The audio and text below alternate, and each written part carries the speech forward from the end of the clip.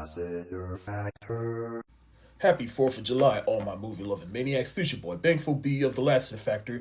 And since we're halfway through the year, I thought I'd take a moment to give you my top 10 favorite movies of 2025 so far. But first, here are a few honorable mentions.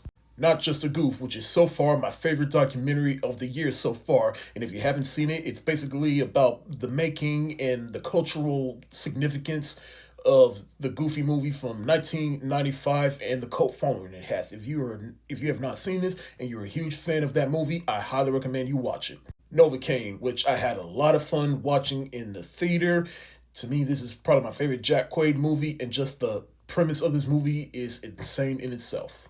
Final Destination Bloodlines, which I thought was a good return to form for the Final Destination series. It had a great send off to the late Tony Todd, rest in peace. And it was also a good time at the theater.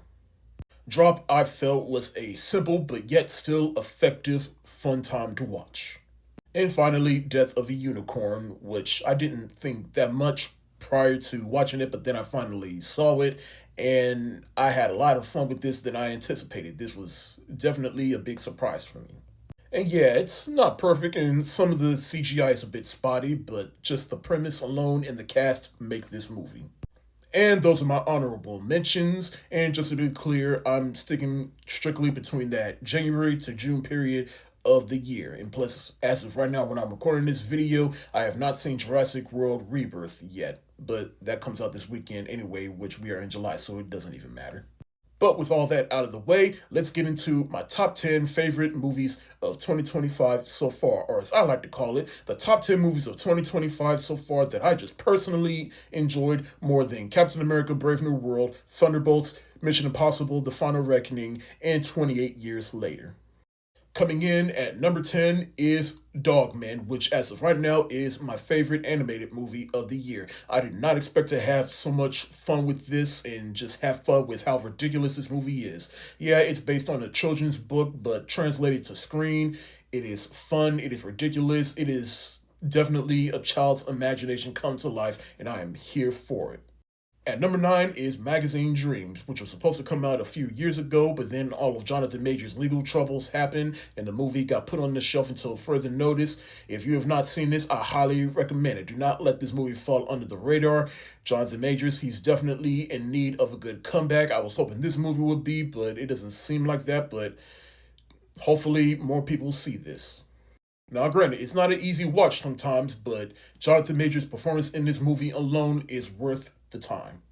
At number 8 is The Accountant 2, which is a sequel that wasn't really on my radar, but I went to go see it because I liked the first movie, and this movie, I gotta say, I kind of like this more than the first one.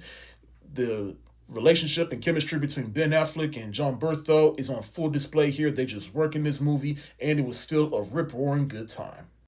At number 7 is F1, which of course I saw last weekend. It was recently released.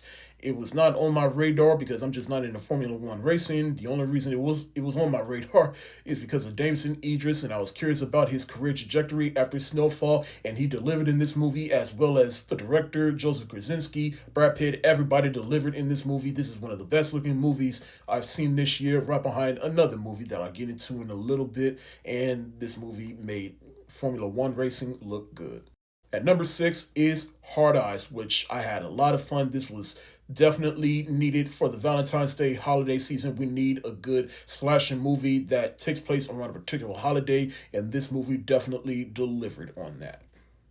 Rounding up my top 5 is Black Bag, which again was another huge surprise that I did not expect to enjoy as much as I did. It was made by Steven Soderbergh, who has made some good films, but he's not particularly one of my favorite filmmakers, but he made this. It was dialogue driven, it was performance driven, and it delivered on both of those fronts. Everyone did their part.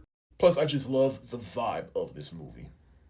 At number 4 is One of Them Days, which came out back in January, and a good way to kick off the year. This was one of the funniest movies I've seen in a long time, let alone one of the funniest black movies I've seen in a long time. The chemistry between Keke Palmer and SZA just works in this movie. This is a throwback to a classic take place in an entire day type comedy. At number three is probably the biggest surprise of the year for me, and that is Warfare, which was made by the same people that made what's it called, Civil War last year, which was also pretty good, but I wasn't over the moon about it, but I'm definitely over the moon with this here. This movie definitely goes to a dark place. It puts you within the perspective of all of the soldiers in war in Afghanistan. It was spine chilling, suspenseful, and gruesome and brutal to watch at times. This was not an easy watch at times, but they made this movie work.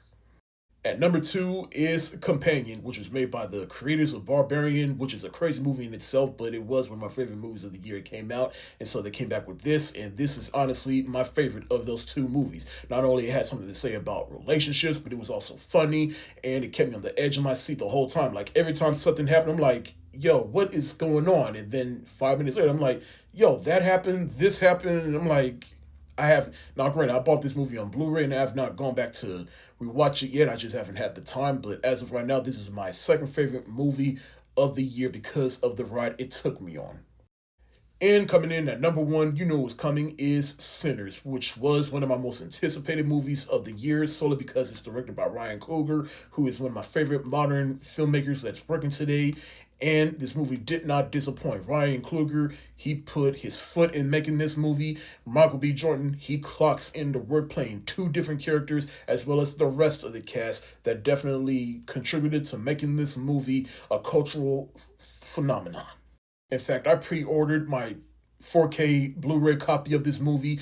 It should be in the mail by next week, and I can't wait to rewatch it. I have not gone back to rewatch this yet, even after they released this digitally. I wanted to watch this on 4K and just get the whole experience again.